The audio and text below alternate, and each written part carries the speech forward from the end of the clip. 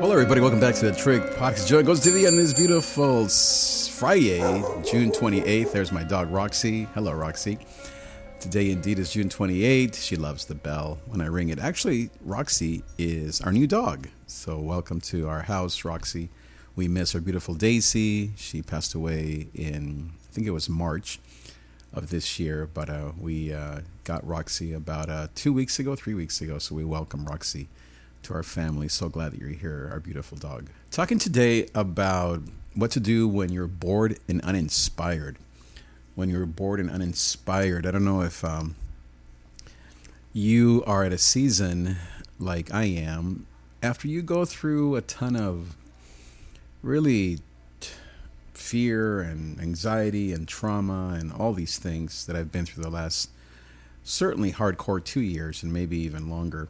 I would say since my last church, when I was at a church here in the area, and I think that ended in 2016, 2017, so, or maybe it was 2018. Yeah, I think it was 2018. So anyway, about 6 years ago, 6 years ago.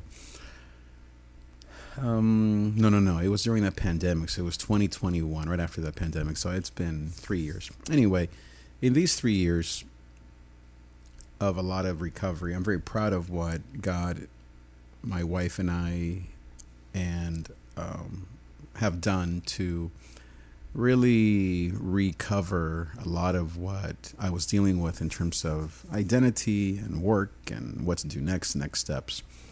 A lot of kind of growth. And so now I thank God for the peace that I feel in life. But then I think my personality, being a 3 and etc., I've been dealing with this idea of now what? Where's the excitement and the passion and and why this boredom? I've always dealt with boredom as a creative. When I was at a church in the area, another church, I was there for many years, and I kept dealing with the same thing, and so I would create new things every 6 months, and the church grew tremendously. A lot of great things happened in those years that I was there, a lot of exciting stuff. And currently, I think that's harder for many reasons to do that at work. In my personal life, I feel the same way in terms of working out or getting a new car, fixing my car. I've been dealing with this bumper and AC, just car stuff. And we have 5 cars among our beautiful family of 5. So I think sometimes with my old car, I have a 2003 car. We have a lot of old cars in our family. Well, half and half. I get tired, as I think anyone would, of fixing old cars. That constant journey of fixing old cars. Excuse me really quick. Of trying to fix old cars and maintaining old cars and doing it yourself, DIYing it, and then you finally get fed up and you take it somewhere, you pay a bunch of money, and then things aren't fixed. So I think coming out of this season of so much fixing of personal stuff and health-related stuff and all that stuff, both Rochelle and I have been dealing with similar stuff. She lost her father, her mother. She lost her job. I lost my job 3-4 years ago. I lost my uncle. My other uncle's dealing with some health scares. So it's been a season of a lot of loss, not having her parents at graduations this year and birthday parties and the grief that comes along with that, losing our dog Daisy, as I mentioned. Seeing our son move away to college, which is a good thing, but still just a lot of L's, as you would call it. And then, just getting older and just, I never feel like working out or eating, all that metabolism and laziness and eating stuff. I think what my therapist would say is that this is normal and good to feel bored, to what he would call have a steady life. And I hate steadiness. But I'm finding out that is a better place to be than chaos. Now, was it better than creativity and adventure? Of course not. I want an adventure. I wish, I long for a new adventure. I don't want to travel. I'm not a traveler. We've been to Europe and Hawaii and Oregon, and I'm to me, adventure is really it's related to the church, related to what I love to do, music and podcasting and preaching and growth and excitement in my work, and then of course, yeah, my physical fitness and feeling my best and taking care of my body. And then, of course, yeah, income and buying a new car or fixing the house and having extra income to fix things. Of course, I want all those things. Instead, it's more of a steady kind of season and financially, etc., where it's just boring. It's good because it's not chaos and it's not trauma, but it's boring because it's not exciting, nor does it have a lot of potential.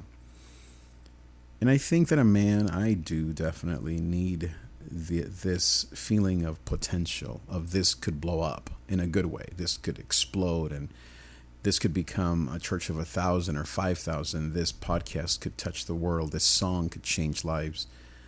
And I'm doing all those things, but I don't have that sense anymore that these things can really become amazing because of pain. Even at work, there's been so much pain, and they're still dealing with it, and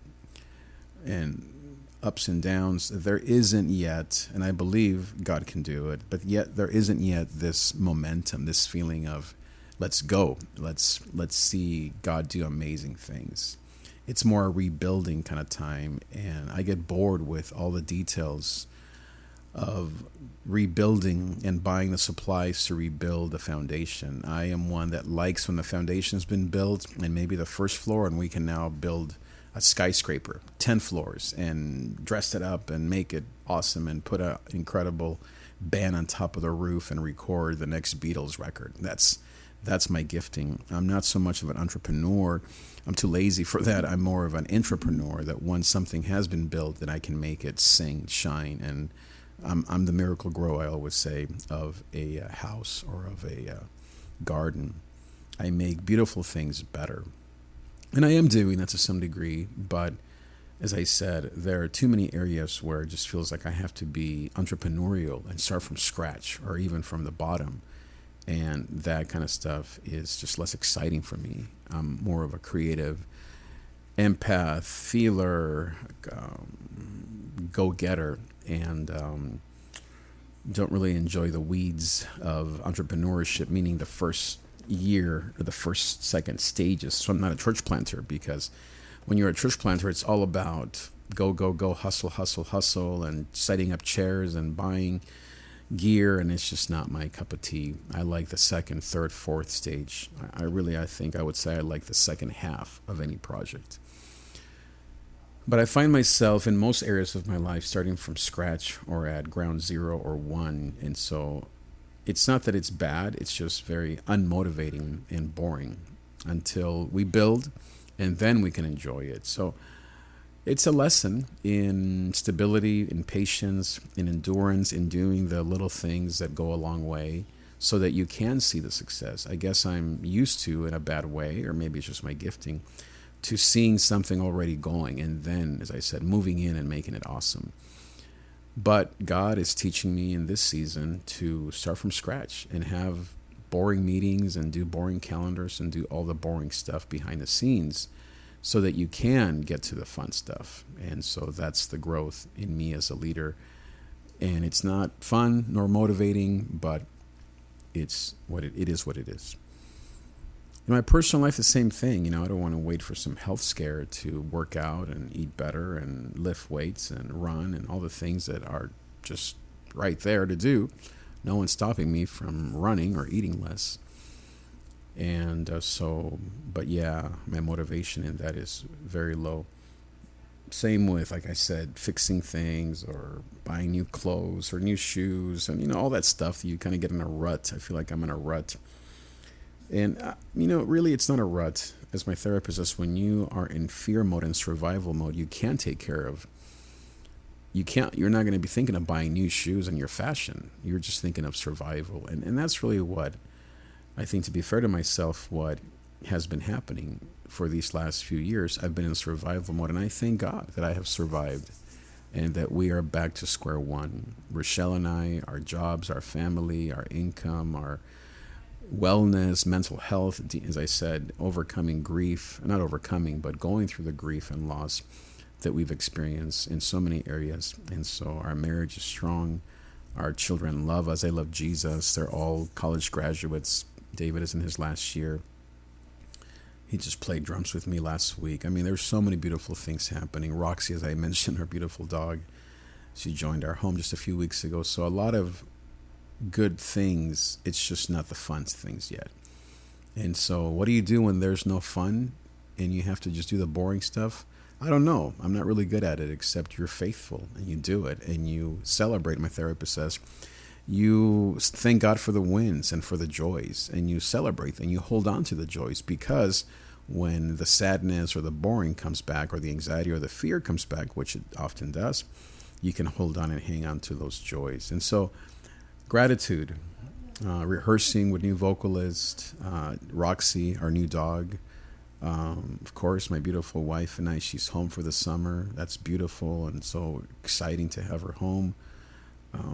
As I said, our son is here for the summer as he waits for the next year to start. And let's see. Yeah, his car is great. My mommy was just here. She was here for 3-4 months, and that was awesome. We had a jam session at work, at church. That was awesome. A lot of young people came out and had a great time. As I said, my son came. My dear friend Matias, shout out to Matias, helped me so much. A lot of good things that have been happening that I'm thankful for. On Wednesday night, even, I had a great meeting with some new people that I wanted to get to know better, and that was really fun. Tonight, I'm doing some recording, and Sunday as well, with some new friends. And last week, I also recorded with another friend who's doing a record. I'm producing it. A lot of fun things. They're not fun. Let me take that back. A lot of just first steps, and not yet the fun or the results or the amazing results. But as again, my counselor says, let go of the outcomes. And for a adrenaline junkie like me, a adventure seeker like me, I have a lot of 7 in me who always wants to be on the go, or in the chaos. Then having steadiness can be boring, but really it's just step one towards excitement.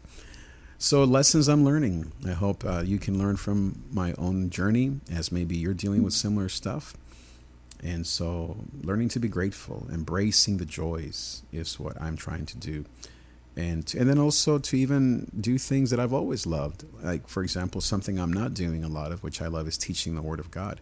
But the other night I had a meeting, like I mentioned, and I brought my Bible. I mean, I don't think I'd done that in a long time, because I'm not doing a lot of preaching or teaching, but I brought my Bible and just did a little quick Bible study, just 5-6 minutes, and I know it blessed people. One of the team members wrote me an email saying, thank you for your godliness. I'm really inspired by it. And so that meant a lot to me, because that is a big part of who I am. And yeah, I'm not preaching in front of hundreds or thousands or even one person, but I did that night, and that was beautiful. And so gratitude, hanging on to those joys, and putting those joys together like when you're building a fire at the beach and a bonfire, you put the little sticks together, and eventually, in time, with the grace of God and the oil and the fluid, lighter fluid, whatever you do, eventually it becomes a uncontainable fire and an amazing dream. What's McManus's book? I don't know, something fire. I think he named his first book. Let me actually look it up, because it's such a great book. An Unquenchable Fire. I know that's a U2 CD as well. Let's see, Erwin McManus books. I'm also thinking, as I said, of that U2 song. But let's see, my computer has been kind of stuck lately. There we go. Let's see, Uprising Revolution, Chasing Daylight, An Unstoppable Force. There it is. That's the one I was thinking about. An Unstoppable Force. So yeah, you build until your project, your life becomes an unstoppable force in Jesus' name. So that's the assignment. That's the challenge before us. Maybe you don't have an adventure yet, but you're building and you're putting together the little pieces, little sticks of wood towards an unquenchable, unseizable What was it? Unseizable fire? I already forgot. My Joe Biden. Let's see. What was it again? An unstoppable force? No, it was looking it up right here. Where is it? There it is. An unstoppable force. Yes, indeed. Unstoppable force. So there you go. Thanks so much for being here. I hope that helps you. I'll see you next time. If you'd like to get my coaching, you can email me at trig@davidtrig.com, or you can follow me on Instagram at davidtrig. Thanks for being here, and I'll see you next time. Adios.